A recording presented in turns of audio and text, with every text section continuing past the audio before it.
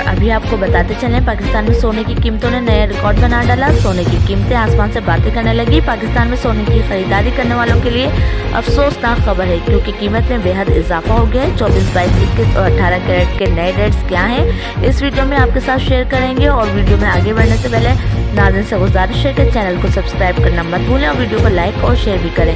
एक ही रोज़ के दौरान आपको बताएं कि सोने का नया रेट पहुंच गया है। 24 कैरेट के लिए 10 ग्राम 1,78,000 रुपये, जबकि फी तोले में 24 कैरेट की नई कीमत 2,08,000 रुपये आई है।